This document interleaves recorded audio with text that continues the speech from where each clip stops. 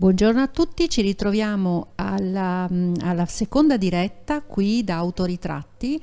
Siamo nella sede di Quasar, che è un coworking, è uno spazio per eventi. Io qui con me mi è venuta a trovare Elisa Guidi di Artex, nonché presidente del World Council. Tanto benvenuta, sono molto contenta di trovarti qui, che sei venuta a trovarci, perché per me è un onore.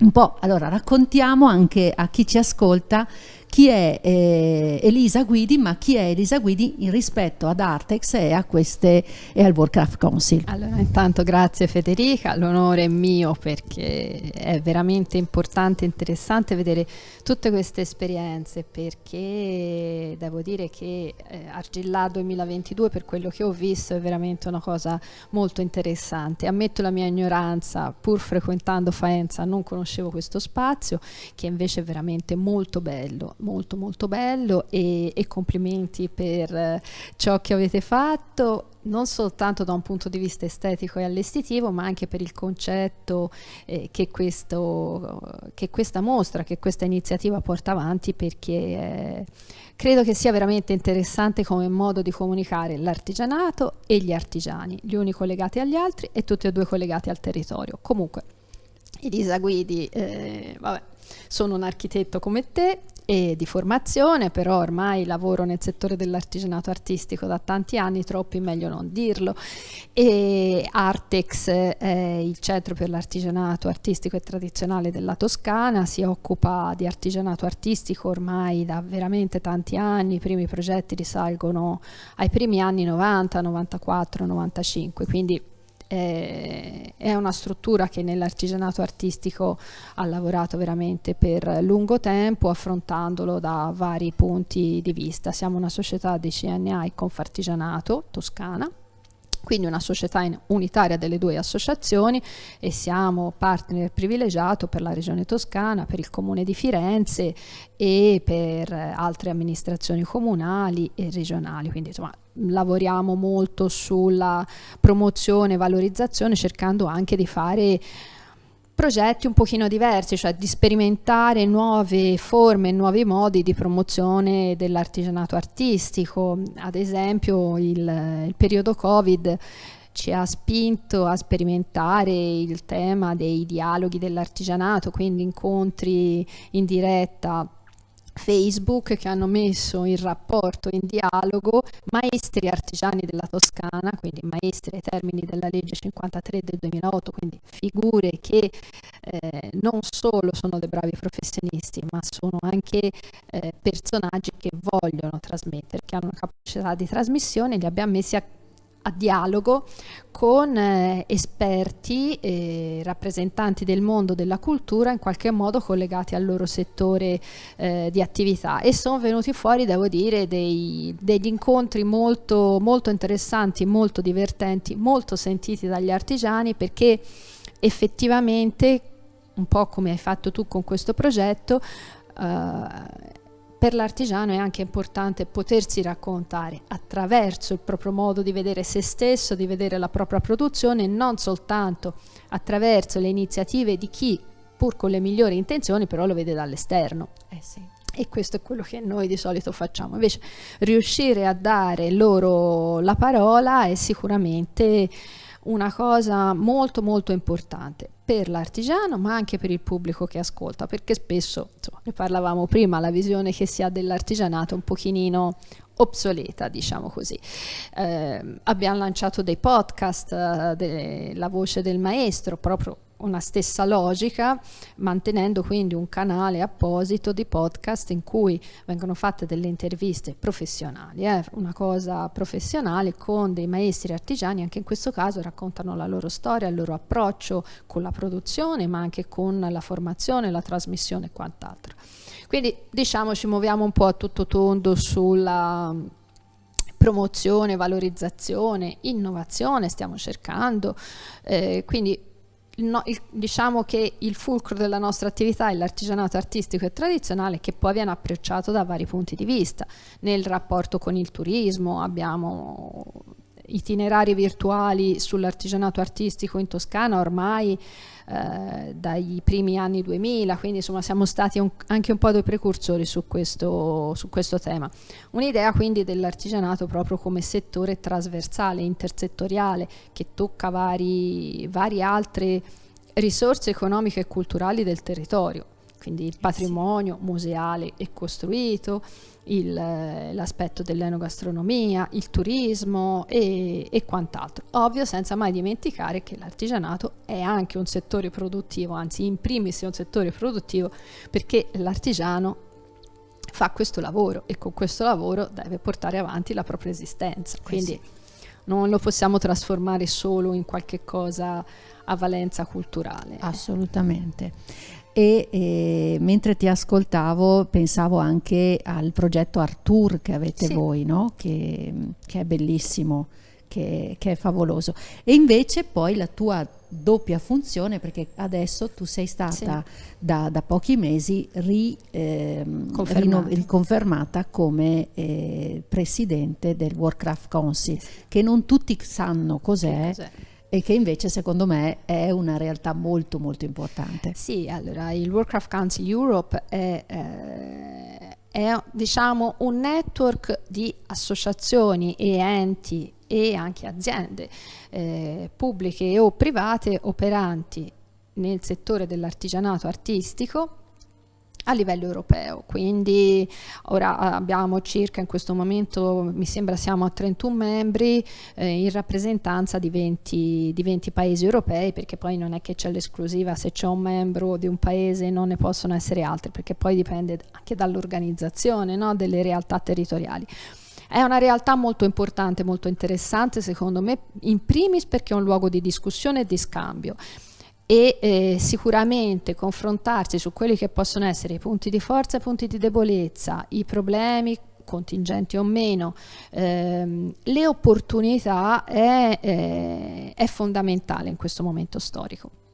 Come ho avuto modo di dire più volte, il periodo del Covid da un certo punto di vista ci ha chiuso, da un altro ci ha aperto, perché comunque la comunicazione virtuale sicuramente toglie tutta una serie di aspetti legati al rapporto personale, però ti permette di raggiungere più persone e quindi di comunicare anche più spesso, togliendo il tema del viaggio, eccetera, eccetera. Quindi ci stiamo, lo sai perché partecipi, cerchiamo di creare sempre di più questo legame tra i vari soggetti. Abbiamo diversi progetti europei attivi, in questo momento un Creative Europe per la costruzione dei network, di cui siamo partner unici e che ha dato origine ora a giugno a una prima conferenza internazionale che poi avrà cadenza annuale. Nella prima abbiamo parlato del rapporto col mondo della formazione, faremo presto un webinar sul tema della sostenibilità e del rapporto col New European Bauhaus, quindi cerchiamo di rapportarci ai nostri membri in quanto board il più possibile e contemporaneamente creare occasioni di scambio e di collaborazione che coinvolgono ora tutti i membri contemporaneamente. È un po' complesso, ma comunque che si creino delle interazioni, degli scambi e delle conoscenze. Indubbiamente il tema della progettualità europea è un tema importante perché permette poi anche di trovare dei finanziamenti, perché il World Craft Council è una struttura che si basa essenzialmente sul volontariato, cioè il board non viene pagato e via di seguito, però è interessante, ci crediamo, avere dei finanziamenti europei permette di fare più attività, di fare più azioni e magari di valorizzare anche quei progetti molto belli che i nostri partner portano avanti a livello delle loro realtà territoriali, ma che potrebbero avere anche ulteriori sviluppi grazie a una dimensione europea. Credo che a questo punto una dimensione europea, quantomeno per la discussione, sia fondamentale per tutti. Ma guarda, io che ho partecipato ad alcuni incontri, perché anch'io faccio parte del World Craft Council Europe ed è stato bellissimo proprio vedere come i diversi paesi si rapportavano e facevano progettualità importanti, e questo è stata veramente una cosa che dà energia e che ti dà anche la voglia di metterti in gioco, no? Ed è difatti uno dei motivi per i quali ho fatto per esempio la sede che abbiamo preso nuova è proprio quella di dire lo apro anche alla possibilità di collaborazione con eventuali altri membri, proprio per riuscire a far conoscere quello che è il nostro artigianato, ma anche quello che viene da fuori. Perché per esempio mi ha colpito tantissimo quella volta il referente di Malta, che è una persona entusiasta e tutto, che hanno fatto già un sacco di cose meravigliose, però noi nel nostro immaginario pensare che anche Malta ha più di 1000 artigiani che lavorano determinate cose, è bellissimo, no? È bellissimo, e poi sono anche molto attivi. Abbiamo Malta, abbiamo Cipro, abbiamo realtà appunto che hanno voglia sia di fare cose, e tra l'altro hanno anche dei buoni sostegni dai rispettivi governi, e contemporaneamente hanno voglia di imparare da esperienze pregresse. Come dico sempre, si impara sempre da quelle buone, si possono copiare adattandole ovviamente ai territori, e da quelle sbagliate si evita di commettere lo stesso errore. Quindi questo tipo di confronto è sicuramente importante anche per chi comincia a valorizzare adesso il patrimonio artigianale, no? Perché non tutti abbiamo lo stesso livello di attenzione, ma non è una questione di attenzione, sono momenti diversi di avvicinamento a questo settore, che comunque effettivamente viene visto come fondamentale culturalmente, turisticamente, in alcuni casi anche molto legato alla figura femminile, quindi all'imprenditoria femminile e quant'altro, insomma ha tanti aspetti per cui ora è un elemento di attenzione. Non ultimo, anzi, ora come ora, uno di quelli che più ci spinge e ci sostiene anche a livello europeo è comunque che l'artigianato è un settore sostenibile, già concettualmente, cioè l'oggetto dell'artigianato non è un oggetto usa e getta. Assolutamente. Di solito, ora non sempre, ma insomma in buona percentuale comunque si muove su una filiera corta, di approvvigionamento, molto spesso anche di vendita, di mercato. Comunque sia, è un oggetto sostenibile, è un lavoro sostenibile anche socialmente, perché l'artigiano, almeno nei nostri paesi, ma comunque quando si sviluppa anche in altre realtà, è sicuramente più sostenibile di altri tipi di attività lavorativa, anche socialmente, eticamente. Quindi insomma ha tutta una serie di valori, si rapporta, come si diceva prima, al patrimonio culturale, mobile e immobile, che è uno dei temi anche, torno a dire, delle progettualità e delle politiche europee. Quindi diciamo che in questo momento c'è una situazione abbastanza favorevole da un punto di vista delle politiche europee, da un punto di vista anche dell'attenzione del pubblico, eccetera eccetera. Purtroppo lo è meno dal punto di vista della situazione economica. Energetica, però vabbè, intanto speriamo, speriamo solo che prima o poi si migliorino le cose, perché altrimenti. Allora, volevo chiederti, tu sei arrivata ieri ad Argillà, perché ieri c'è stato proprio sono tutti gli eventi istituzionali, no? E volevo chiederti un po', visto che dopo 4 anni che Argillà in qualche modo si ripresenta, no? Perché 4 anni per noi è tanto. Come l'hai vista? Senti, io sono rimasta veramente favorevolmente colpita, a parte anche stamani ci sono tantissime persone in giro a vedere tutti gli stand, tutte le mostre, quindi c'è una forte attenzione del pubblico, oltre, come dicevi tu, anche delle istituzioni, perché il Comune di Faenza è molto attivo, ICC è molto attiva, e quindi ci sono ovviamente il Museo Internazionale delle Ceramiche che organizza Argillà, quindi la regione, quindi c'è una forte attenzione istituzionale, però al di là di questo c'è anche un grande interesse del pubblico. Anche stamattina Faenza è piena di persone che girano tra gli stand, visitano le mostre, guardano le dimostrazioni, quindi c'è attenzione, interesse. gli alberghi sono pieni perché l'abbiamo visto personalmente. Ci sono delle bellissime mostre collaterali molto interessanti, per ovvi motivi di tempo non ne ho potute vedere molte, però ci sono le mostre al teatro e al ridotto del teatro che sono veramente molto interessanti. C'è la mostra